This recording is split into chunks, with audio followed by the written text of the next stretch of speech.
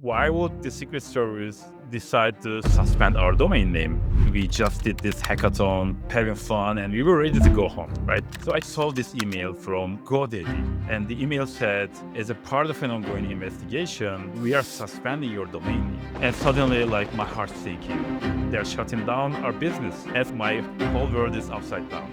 I had to make a decision. I had to change something. And at that point, I decided that Aytekin Tank built Jotform to 25 million users competing against the big tech companies while bootstrapping from the beginning. And now he's going to teach us what keeps most founders stuck in busy work so that you can build a business while you sleep. when you're just starting out, I think the most important part is make a good product, get feedback, and develop those things. One of the biggest mistakes startup founders make is, so there is the computer revolution, the internet, the mobile, but I think the AI revolution is like much bigger than these revolutions. makes it better, easier, faster. They're saying it's kind of like cheating. I don't think it's cheating, it's just using the technology. People actually love talking to AI because it's conversational. People don't want to do those kind of jobs that are low level. They can actually work on more important stuff. And it's going to change everything. What do you think that world looks like? I'm in the software business, and I feel like AI is going to change software completely and irreversibly because Welcome to What the Tech, your gateway to business strategies and tech secrets shaping today's workplace. Please put your hands together and welcome to the podcast, Aytekin Tank. hello. Hey there. Welcome. Welcome, Thank you for the welcome. nice introduction. No problem. Did I get anything wrong on that? Perfect. All right. Well, I want to jump into it with you. Like Dave and I were just talking about, we are loaded with busy work. Everybody at every company, whether you have 5 people or 5,000 people, there's always things that, in my brain, busy work is email and spreadsheets. And some people, it's that. For some, it's others. But as we're talking about busy work and somebody's just cruising along and they see our podcast, tell them why they should listen into the rest of this discussion. Let me start with my story a little bit. So I started Jotform because I really wanted to build a great product and I enjoyed working on my product. But a few years into Jotform, what happened was I was spending all my time with busy work, like just doing accounting, legal, HR, doing customer support from morning to night, doing emails, spreadsheets, all those stuff. And I had no time left for advancing my product. And right at this moment, something else happened. Google entered the ring with a competing product. Google Forms came out. Jotform is a Forms product, and now we had to compete with Google, right? So here I am just dealing with so much busy work, and I need to also compete with Google. I had to make a decision. I had to change something. And at that point, I decided that I'm a programmer. I studied computer science at school. I worked for a media company for 5 years before Jotform. I could program many things. Like I knew how to do automation, right? So I decided that I'm going to focus on automation and delegation to be able to save myself time so that I can actually focus on my product. And the biggest challenge was email, right? Everybody's biggest challenge is emails. And the biggest problem with emails is like emails are listed by time order, right? The Yes. recent email is the most urgent email. But I wanted to find a way to sort my emails by priority. Basically, I built myself a system, the automation, to kind of like see my emails by priority order. And I was able to do that. That just saved me like hours every day when I was processing my emails because I could just take care of the most important stuff and I could just ignore the rest or just leave them to a later time when I had the time. Another thing was I was just like this, like we were small. We had 5 employees at that time. So like I was doing all customer support all by myself. So I went to Upwork and I hired some support people around the world. Like I hired like 5 customer support agents. And then that really lifted so much weight from me. And because of that, I was able to focus on my business and I was able to continue growing my product, improving my product. And that just made a big difference. And that's how I started my automation journey. And then I started applying the skills I learned. I like using automation for my own busy work to helping our team to automate things.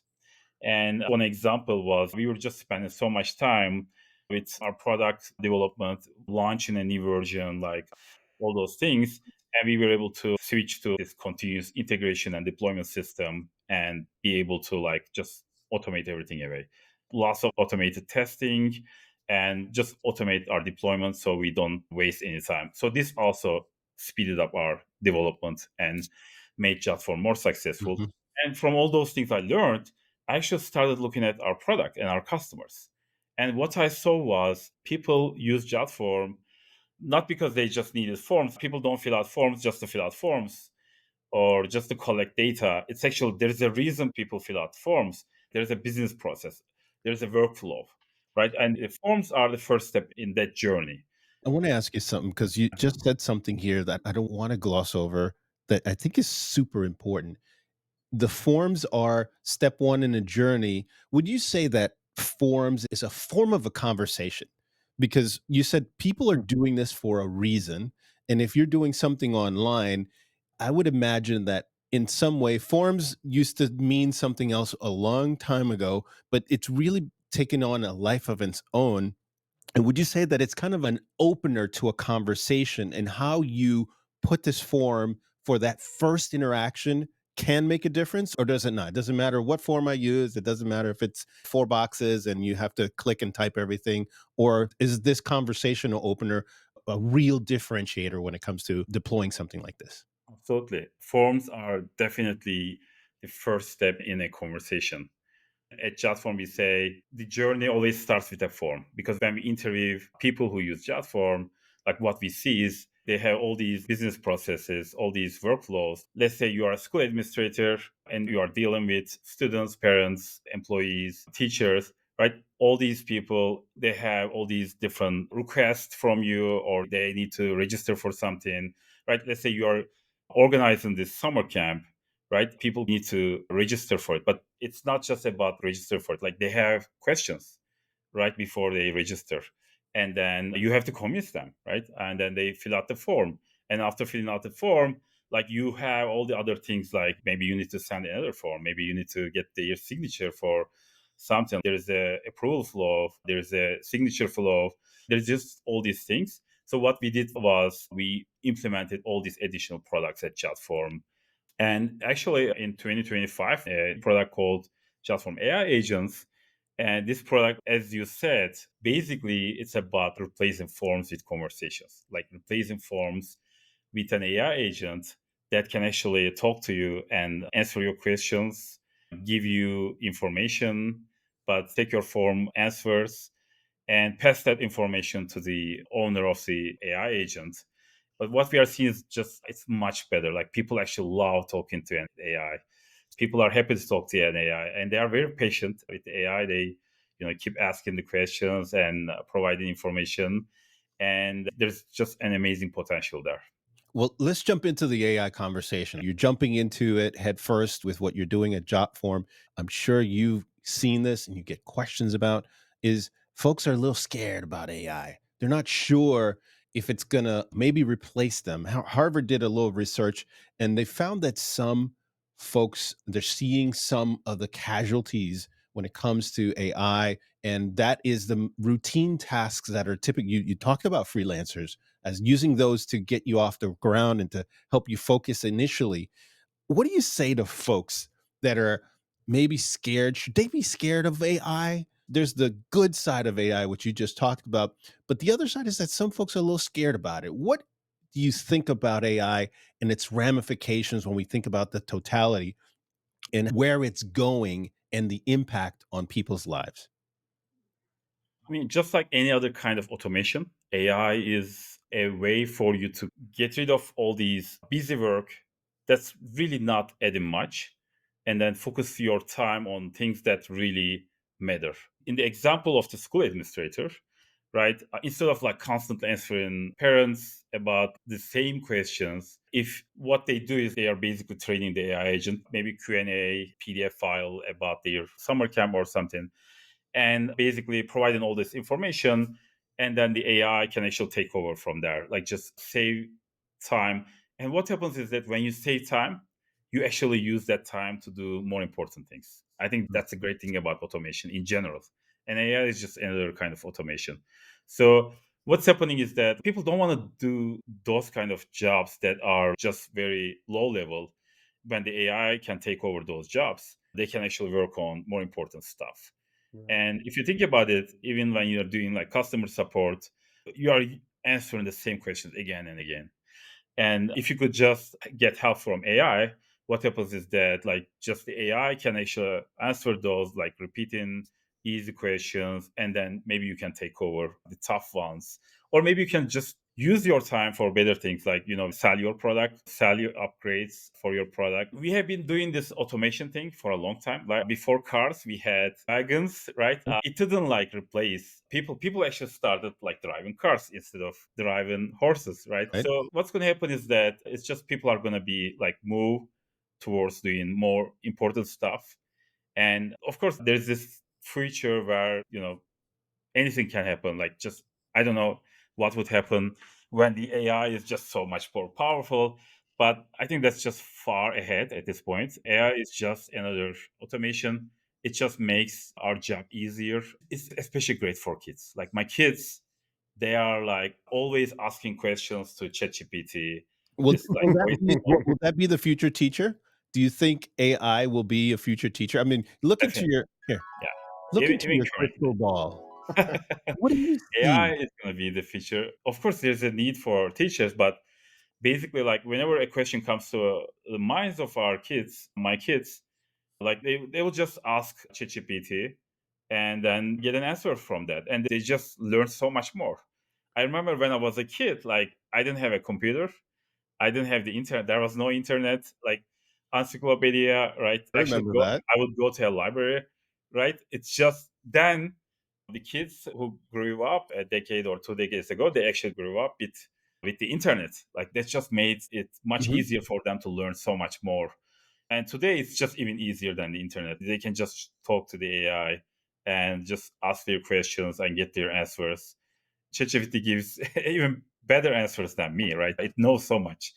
And it's a great way for people to kind of develop themselves, learn things from the AI, and get help from the AI. So I'm very optimistic about it. What do you think the impact is? Because the way you say it, my kids are learning, and it sounds very benign in a way that they're learning. But from a business standpoint, this could be really earth shattering if, let's say, Google, people aren't going there nearly as much to search because ChatGPT. I'd want to know from your perspective, what do you think this has the potential of doing? What happens in the future? Let's say 10 to 15, 20 years from now, when more kids, not just in the first world countries and also third world countries, have access to this type of technology at their fingertips. What do you think that world looks like? We are seeing in our traffic, when we look at our traffic, since ChatGPT added links to the product, and we have been seeing people coming from Class and like Perplexity. We have been seeing a lot of traffic from ChatGPT already. So basically, instead of Googling, they're just asking ChatGPT. And the people who own businesses who are worried that, hey, what will happen if Google goes away? I don't think not anything will happen. I'm not saying Google is going to go away, but when people are actually asking AI instead of Google, they will still get those people, like people who need their services. In fact, it's going to be easier for people to use our products. We just spend so much time making our product easy to use. But there's always this threshold, like some people cannot figure it out because it's not easy for everyone, like just whatever we do. But if you think about it, with the AI feature, AI can use the product and you just tell what you need and the AI can actually create things. And if you are actually creating great products, I doubt that AI can actually build that much business logic and the features and everything into any functionality it creates. So the products have to be advanced, obviously. Like if you're just doing something very simple, it's harder to compete with AI. So that's the first part of the question, if I understand it. Mhm. Second part of the question is like, what happens when everybody gets access to AI? I think it's great for the world. It democratizes the information. They get access. They can use creativity, their own creativity to create things. They can learn anything. So I think it's amazing. I don't think if we have maybe 10 years ago or 20 years ago, if we decided to imagine a future that would be this amazing, I don't think we could have imagined this. So I think this is great for the world in general. Sure. And I think a lot of it is it starts with the curiosity factor. You mentioned that when you were growing up, you didn't have the internet, you had access to a library. I remember being a kid and being just super curious. And I had a library pretty close by. I don't know if I'm dating myself, but microfiche and microfilm. And I was pulling up newspapers from the 70s in the city that I was growing up in. And it was this curiosity factor. Now with I find myself playing with different AI tools, losing track of time. It's not always work related, but I'm just so curious about the things that you can learn, but also the things that you can create. We had a guest on our show, Steven Schneider, and he said that when it comes to AI, that businesses generally aren't thinking big enough. Do you agree with that statement? I agree with it. I'm in the software business, and I feel like AI is going to change software completely and irreversibly because AI is just going to make software so much more flexible. And Mm. the software we have seen so far until now is very rigid, right? Yeah, you click on that, you do that. Like we see all these products using AI, but they're just kind of sprinkling AI here and there. Like they're not really completely using AI. They're not actually building like AI first products. So once like these product companies, tech companies start building these AI first products, then these products are going to be so much more flexible and it's going to change everything. It's going to change software for everyone. Software is going to be much easier to use. It's going to be much more flexible. Just you will be able to do so much more. And we are seeing that. We are seeing like so much capabilities and people actually have so much expectations, which is also great because people are expecting it to do so much. I think it's just going to change everything. And I can only see how it's going to change like the software business, but I know that it's going to change every industry. I think it's just one of the biggest revolutions. Like in my lifetime. So there is the computer revolution. I was probably like a very small kid at that time in the early 80s. And then we have the internet in the 90s, mid 90s. Hmm. And then we have the mobile revolution. But I think the AI revolution is like much bigger than these revolutions. It could even be bigger than the personal computer and the internet revolution because it's just, as you said, not everyone can actually use the computers or mobile phones. Not everyone in the world actually have them. Like just there's still like people who cannot use them. But the AI, I feel like it's just gonna be able to kind of update everyone in the world.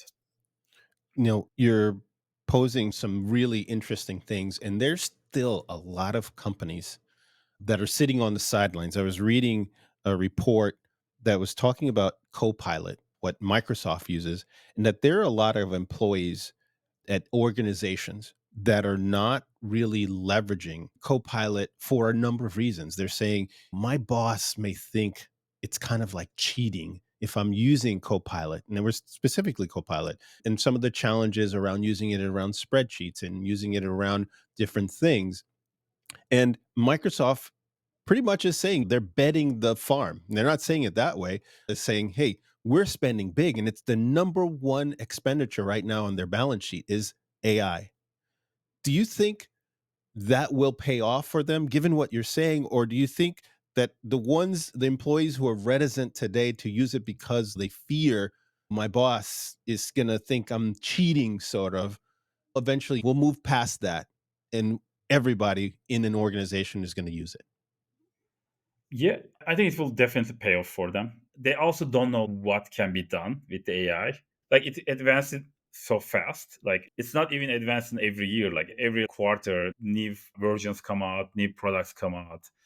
And I think at this point, nobody actually knows what's going to happen in a year or 2 years. It's just so fast. And what they are doing is they are just investing on AI and they know that the world is going there. And if they invest, they will be ahead and they will be able to stay ahead. And then whatever opportunities come out, they will be able to execute on them. I think that's the idea. I think that's a good strategy for them. About the example with Copilot, I think it's not cheating. If you think about it, whatever tool you use is cheating in that way. Like, just Mm. if we would be writing in like this assembly code, if we were like, if you didn't want to cheat, like all these, we always added additional layers when we were developing products to make it easier. Like, create new programming languages, create new frameworks, just add another layer so that more and more people can actually develop products, like write code. And just being able to get help from Copilot is, I think, just another level in that cycle. But it doesn't completely take over the job, right? It's just a way for you to save time, figure things out. Like, instead of Googling something, right, you ask the Copilot to write the code for you, and then you fix it, you continue. It just gives you superpowers. Like, it makes you Superpowers. faster, but it doesn't replace the job, because you still need to decide like what you need to do, how you need to do it, and explain it to the Copilot. So basically, it's going from like more difficult to use programming languages to like easier to use programming languages, or to frameworks.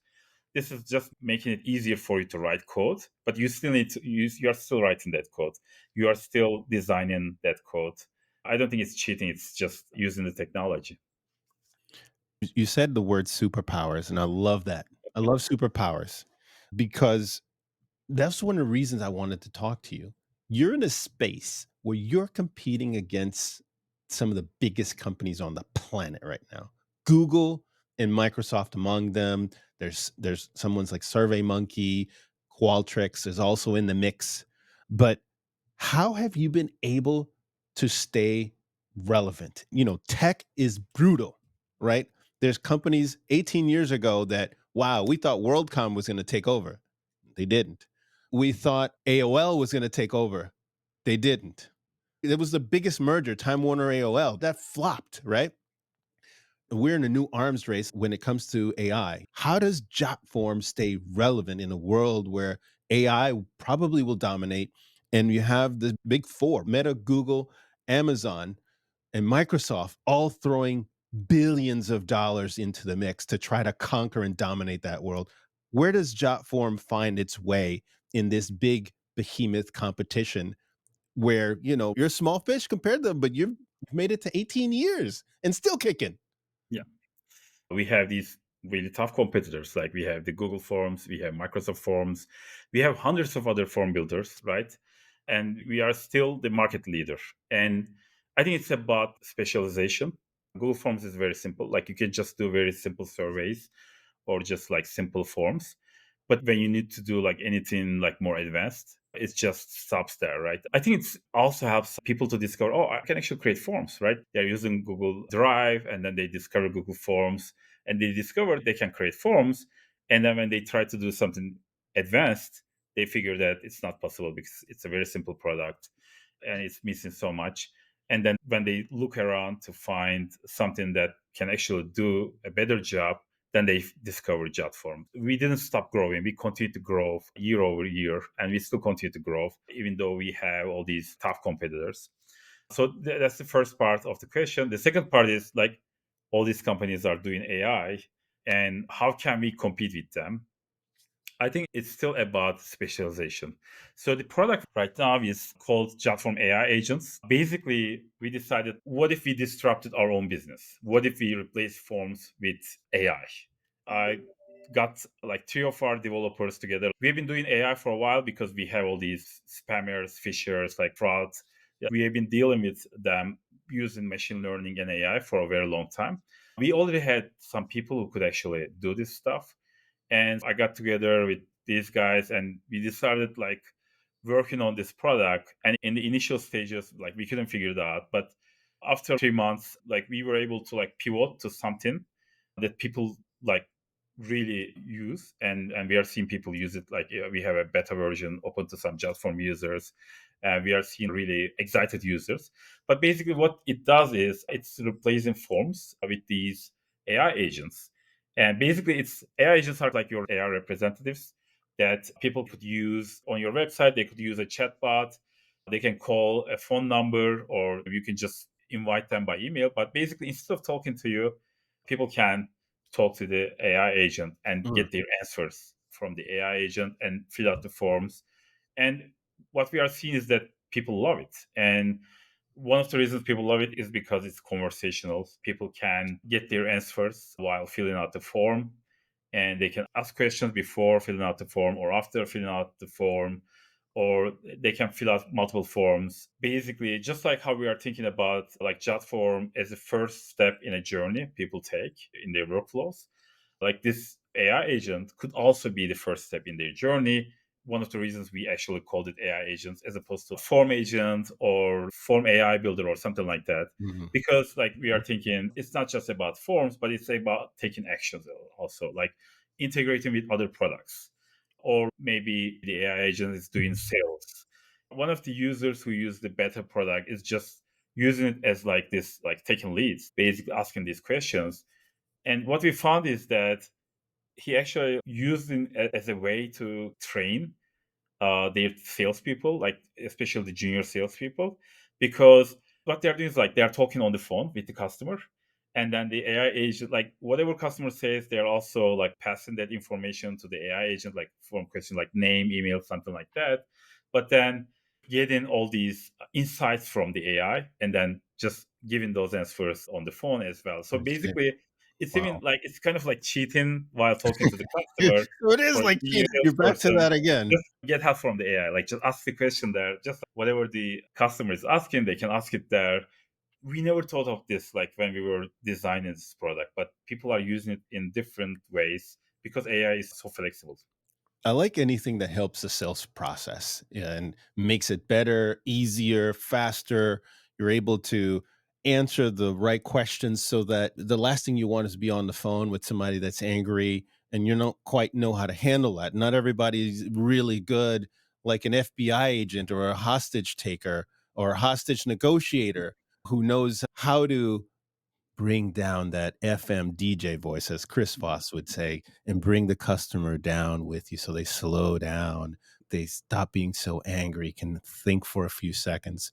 But I know that you have a special agent that also paid you a visit. If we're talking about agents and keeping cool under pressure, you and I had a chance to talk prior to this, and you'd said you had some Secret Service agents come to you and had some amazing things to say. Do you wanna tell us a little bit about Yeah, how sure. that all went down and how you handled that, being cool under pressure when Secret Service, "Hello, we need to talk to you."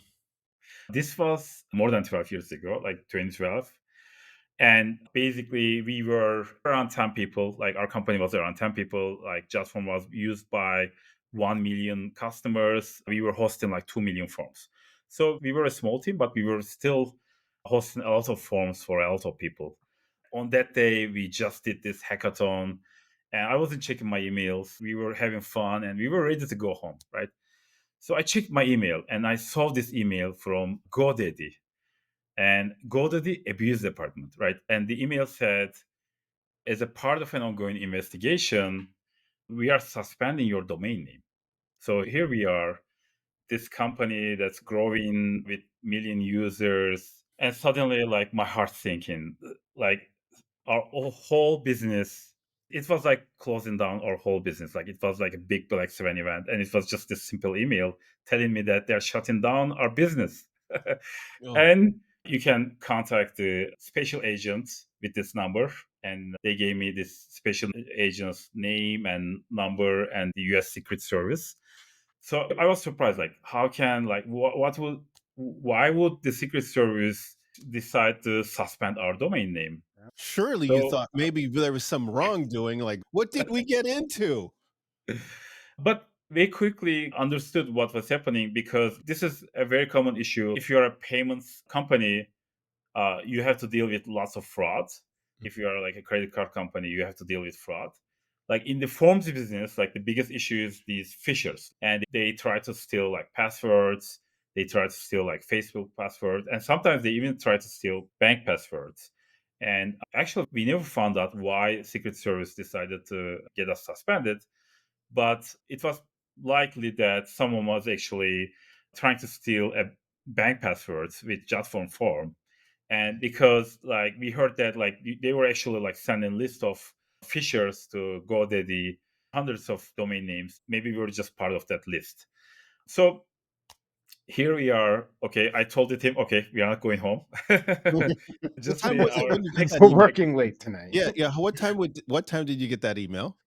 I don't remember when Is I it got the late in the email, but afternoon? I saw You it got to like home. around 6 p.m. or something. Like just we just finished the hackathon. We were ready to go home. And you had dinner on the brain, probably. I'm gonna go home and do this, and then bam, this email comes in. And suddenly my whole world is upside down. Okay, I called the number and there was this voicemail, so there was no answer. And actually, like even the next day, like the same continued. Eventually I talked to someone. They weren't really interested in helping us. So at that time, like I okay, at that night I decided, okay, what can we do? Like we are losing our domain name. So we got together with the team and we decided, okay, if our domain name is gonna get suspended and we will lose domain name, what we need to do first is to try to save all these forms going down, right? Our customers. And 2 million forms. How can we save 2 million forms? We had another domain name, jotform.net. We were using for other things. So we quickly made sure that jotform.net was working. It was just a clone of jotform.com. And then I wrote this email. Like, I don't know what to write. This is like very tough position. What can I write here? And I decided I have to be open with them. If I'm not open with them, like they're just gonna have so many questions. And I just wrote just like what Cody wrote as a part of an like I couldn't write U.S. Secret Service there on that email. I don't, I think I wrote it on the blog. I don't remember, but on the email I said the U.S. government asked GoDaddy to suspend our domain name. If you are using on your website, you just need to change the domain name from jotform.com to jotform.net. So just explain to them like how can they save their forms.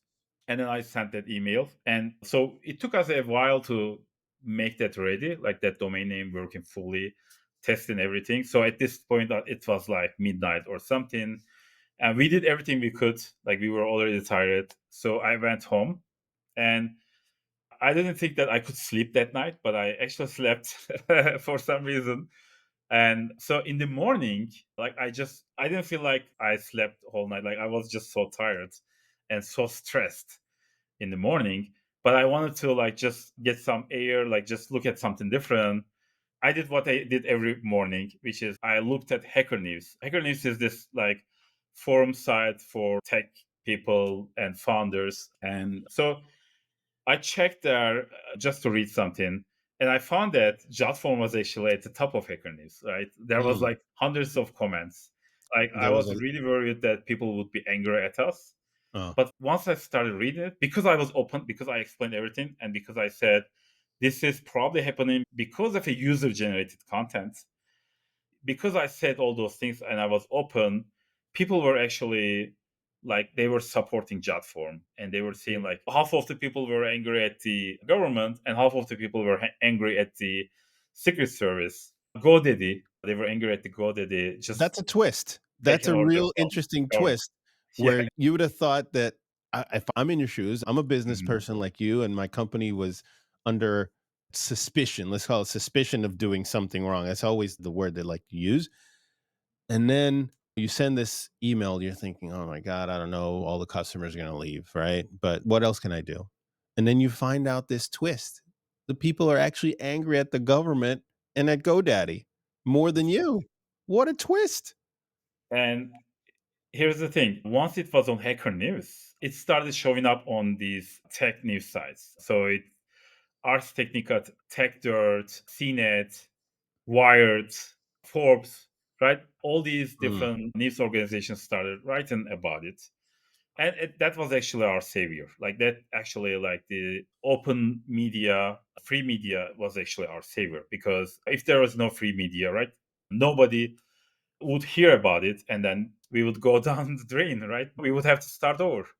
But because of that, what happened was that like a couple of days later, the Tech Dirt editor actually told me, hey, I just spoke to the Secret Service spokesperson and they're going to ask GoDaddy to lift the suspension.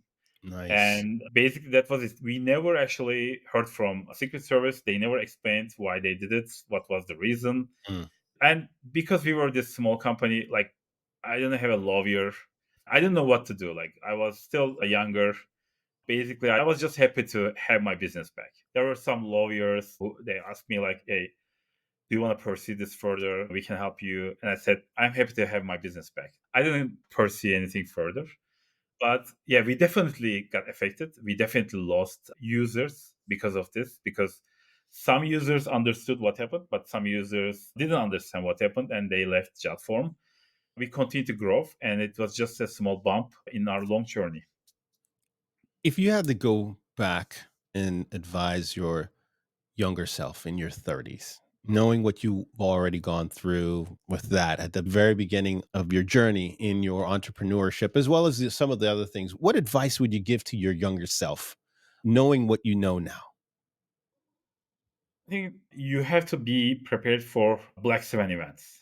So, for example, like one of the things we did was like just not depend on a single bank, right? And we were Mm. actually a customer of Silicon Valley Bank when they actually went down.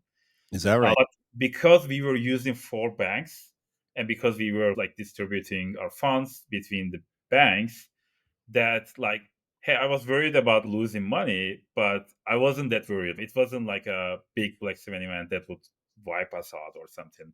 And then the government actually saved Silicon Valley Bank and we didn't lose a cent, but we could have lost money there as well. So you have to have these pre-mortems maybe. You have post-mortems after a big event like that happens. Maybe you should have this pre-mortem about what could happen. What if we lose access to our hosted power? What if we get hacked? What if the bank we use has some issue, right? And then you have to plan according to that. And that actually is like just planning ahead is being ready for Black Swan events is I think that would be my advice.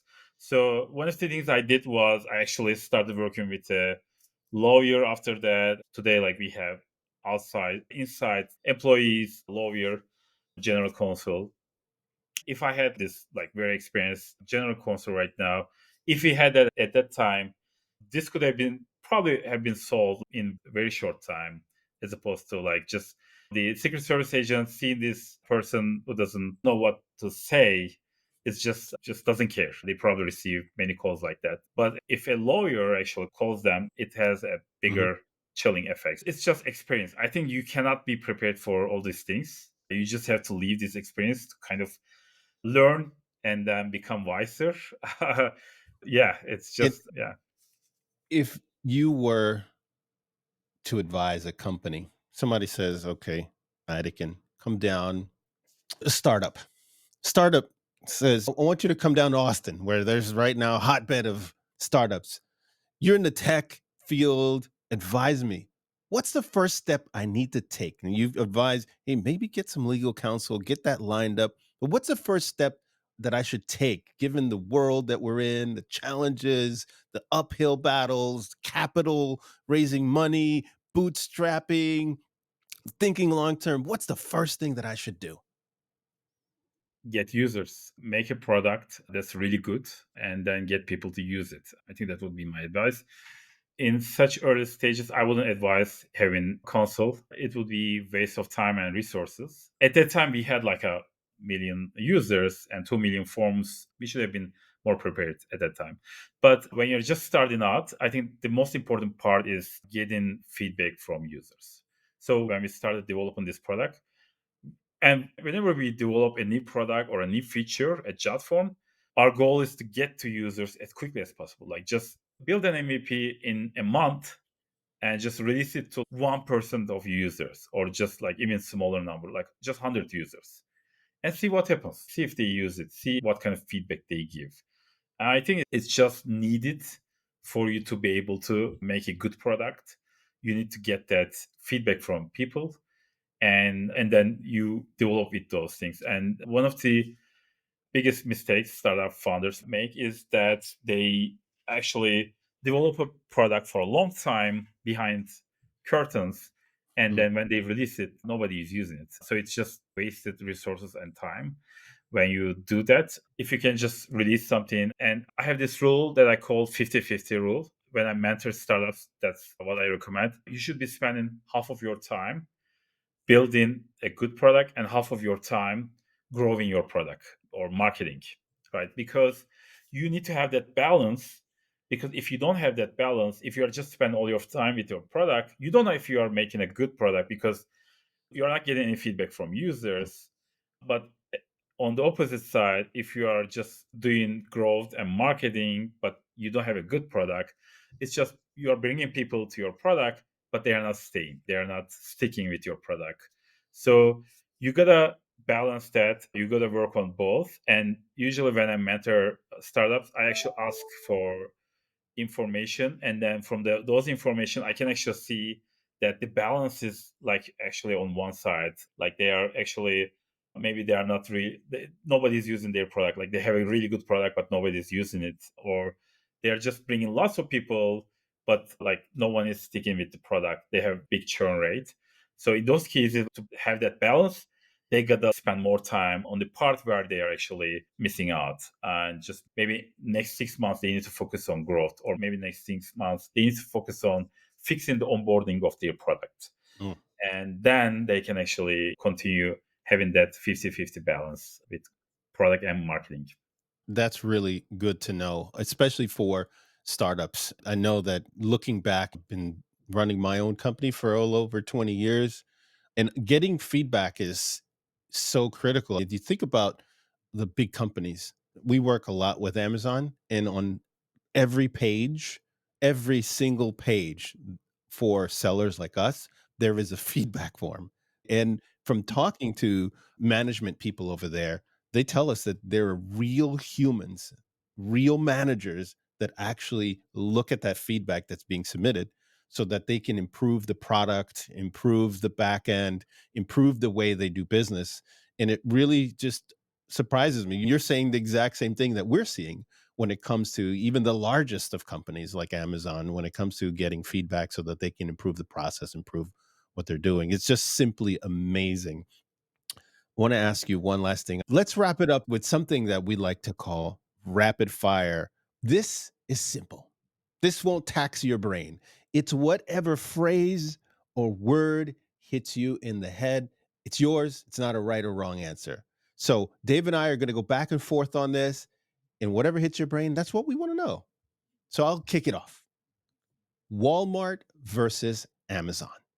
Amazon. Favorite social media platform? Twitter. Favorite piece of tech? ChatGPT. Okay. First thing you check on your phone in the morning? Hacker news. Hey, this is one I really love because I learn even more. Game changing book or books? For me, Creative Selection by Ken Kosiande. Okay. A person you admire? Steve Jobs. And the book is Nice. actually describing exactly how Steve Jobs worked at Apple, how they developed products. Yeah, he did some amazing things, and his routine and how he got into creative mindset. I read somewhere or heard somebody say that he would take walks with people where they didn't even talk. They just walk. And that's how he got ideas, get creativity, got into the routine. It's just an amazing person. I'm sure we keep learning more about him and how that impacted Apple. So, Aytekin, is there anything else that we missed that you want to touch on before we leave?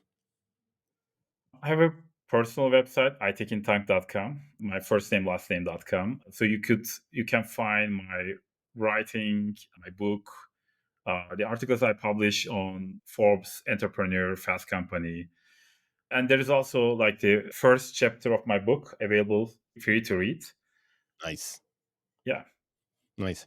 Go ahead and visit that. We'll also have links in the description wherever you're consuming this. So if you're watching this on video on YouTube or one of the other platforms, we'll have links to that so that you can go check that out.